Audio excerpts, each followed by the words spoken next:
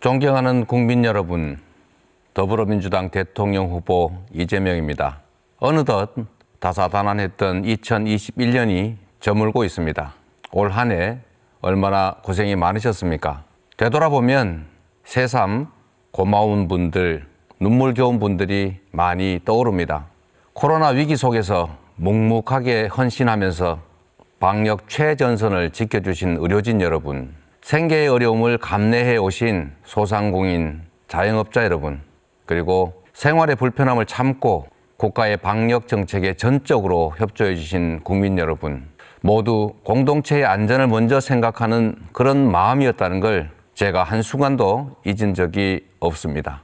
안타깝게도 전 세계적으로 코로나가 다시 확산되고 있습니다. 우리나라 역시 방역 지침을 강화할 수밖에 없는 그런 상황이 됐습니다. 아무래도 이 코로나의 긴 터널을 벗어나려면 모두가 함께 좀 더 견뎌내셔야 할 것 같습니다. 방역 책임자의 한 사람으로서 죄송하다는 말씀을 드립니다. 2021년은 국민의 고단한 삶 그 자체로 정치의 본질이 과연 무엇인지 질문을 던진 한 해였습니다.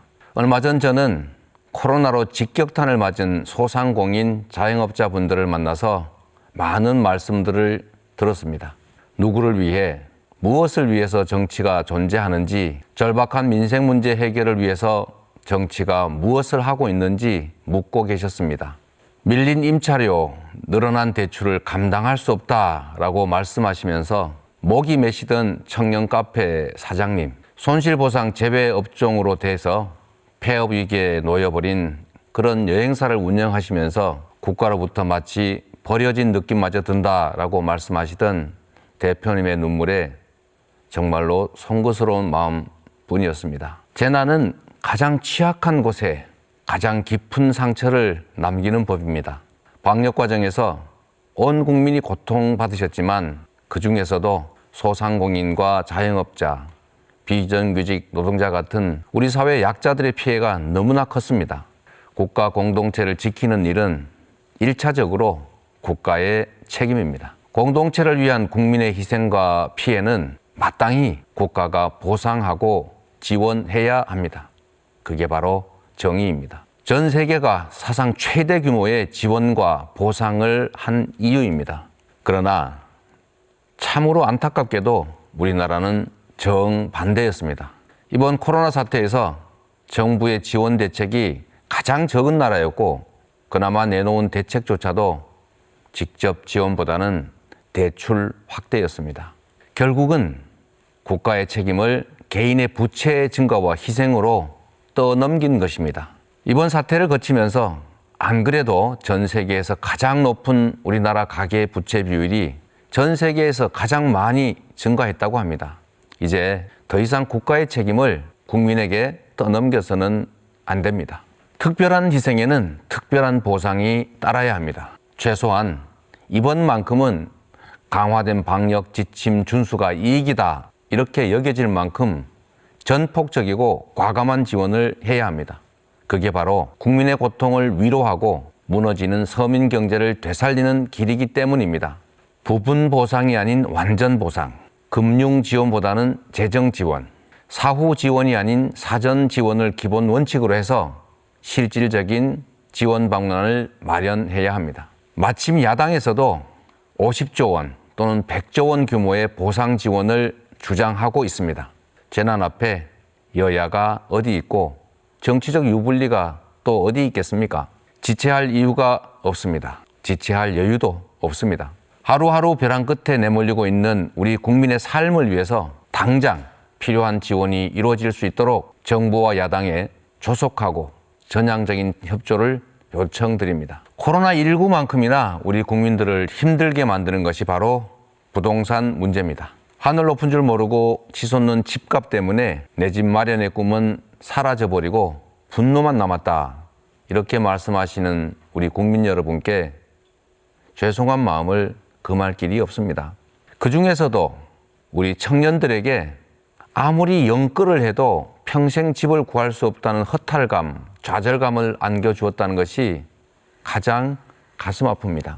민주당 정부의 일원으로서 막중한 책임감을 느낍니다. 가치와 이념만큼 현실도 중요합니다. 시장에서 공급이 부족하다 이렇게 여기는 만큼 주택 공급을 대폭 늘려야 합니다. 앞으로 우리 민주당은 예상을 뛰어넘는 파격적인 공급 대책을 반드시 마련하겠습니다.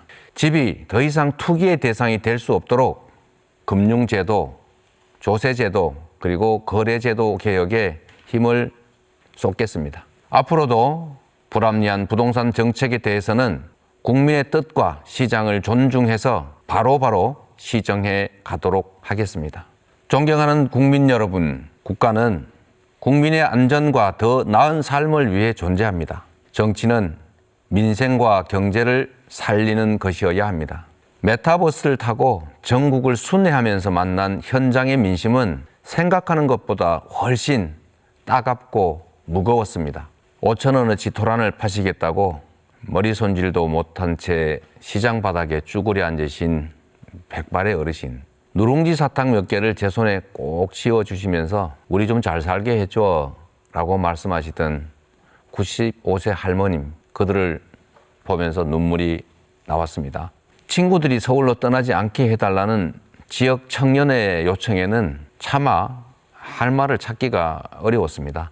정치의 존재 이유가 민생이라 여겨왔던 사람으로서 한없이 죄스러웠습니다. 이 팍팍한 현실 앞에서 정치인의 책임을 제대로 이행했느냐라는 질문에 깊은 반성이 밀려왔습니다. 그렇습니다. 혁신은 현실을 냉정하게 인정하는 데서 출발합니다. 정치가 국민의 기대에 부응하지 못했고 내로남불, 기득권 세력으로 비판받는 현실을 겸허하게 인정해야 합니다. 국민 여러분, 죄송합니다. 정말로 많이 부족했습니다. 철저히 반성하고 초심으로 다시 돌아가서 새로 시작하겠습니다. 국민의 삶이 바뀌려면 정치가 바뀌어야 합니다. 우리 민주당부터 바꾸겠습니다. 더 유능하고 더 기민한 국민정당으로 환골탈퇴하겠습니다. 국민 우선, 민생 중심 정당으로 확실하게 거듭나겠습니다. 세상을 바꾸겠습니다. 효율을 떨어뜨리고 의욕을 꺾는 이 불공정과 불평등을 극복해서 모두가 꿈을 꾸고 열정을 발휘할 수 있는 희망 국가로 바꿔가겠습니다. 정치에서 진정 필요한 것은 작더라도 실현 가능한 민생 성과를 많이 만들어내는 것입니다. 그래서 민주당은 고고한 이상이나 이념보다 현실과 실천을 중시하는 실용주의 정당이 되어야 합니다. 듣기 좋은 거창한 구호보다 실현 가능한 민생 현안을 챙겨야 합니다. 배달 수수료로 허리가 휘는 자영업자의 목소리 때문에 배달 시장의 독과점을 해결하고 소비자와 자영업자 모두 윈윈하는 배달 특급이 만들어졌습니다. 청년 기본소득, 청년 면접수당, 군복무 청년 상해보험, 이런 청년 정책들은 우리 청년 세대가 암울한 현실에서 탈출할 수 있는 작은 디딤돌이 될 것입니다. 불필요한 규제로 기업의 시장 진출 기회가 박탈되지 않도록 하는 규제 샌드박스 활성화 지원 사업은 규제 합리화의 좋은 사례입니다. 주권자 중심의 확고한 철학과 기득권을 극복할 결단력을 바탕으로 삶의 현장에서 국민과 함께 실적과 성과를 만들어내야 합니다. 우리 더불어민주당도 적더라도 실현 가능한 민생 성과를 많이 만들어내는 그런 정책을 추진할 것입니다. 사랑하는 국민 여러분, 지금은 절체절명의 위기입니다. 청년 세대는 비좁은 둥지 안에서 살아남기 위한 생존 투쟁을 벌이고 있습니다. 경쟁은 전쟁이 되어버렸고 친구는 적이 되어가고 있습니다. 세계 최악의 노인 빈곤율 속에서 우리 어르신들은 노후에 대한 불안 때문에 하루하루 고민의 주름이 깊어지고 있습니다. 지방과 수도권, 남성과 여성으로 갈려서 살아남기 위해 서로를 둥지 밖으로 밀어내는 참혹한 현실이 벌어지고 있습니다. 기후위기에 따른 에너지 전환, 기술 혁명에 의한 디지털 전환, 그리고 주기적 팬데믹으로 시작되는 이 대전환의 위기는 우리가 직면하고 있는 피할 수 없는 현실입니다. 그러나 새로운 시대에는 늘 위기와 기회가 공존하는 법입니다. 대전환의 위기를 대도약의 기회로 만들고 그 결과물을 어느 한쪽이 아니라 국민 모두 함께 누려야 합니다. 이를 위해서 두 가지 전략이 필요합니다. 첫째, 공정성을 회복해야 합니다.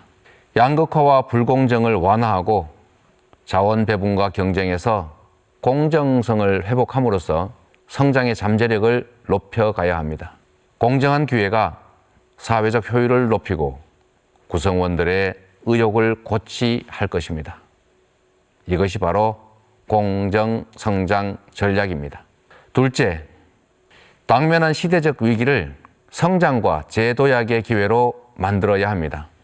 미국의 빅테크 기업들과 경쟁하기 위해서 독일은 인더스트리 4.0, 중국은 중국 제조 2025로 산업의 디지털 전환에 국가 총력을 모으고 있습니다. 유럽은 2026년부터 탄소 국경세를 전면 도입합니다. 탄소 중립은 이미 새로운 세계의 질서가 돼가고 있습니다. 이제 탄소 발생을 줄이지 않으면 수출길이 막힌다, 그런 뜻입니다. 이런 상황에서 디지털 전환에 대응하는 디지털 뉴딜, 기후위기에 따른 에너지 대전환은 이제 선택의 문제가 아니라 생존의 문제가 됐습니다. 조금이라도 뒤처지면 극한 경쟁 속에서 고단한 추격자 신세가 되겠지만 반걸음만 앞서 나간다면 세계 경제를 선도하고 경제 부흥의 길을 열어갈 수 있습니다. 에너지 전환, 디지털 전환, 주기적 팬데믹의 위기를 강력한 국가의 경제 부흥 정책을 통해서 성장의 기회로, 도약의 기회로 만들어야 합니다. 이것이 바로 전환 성장 전략입니다.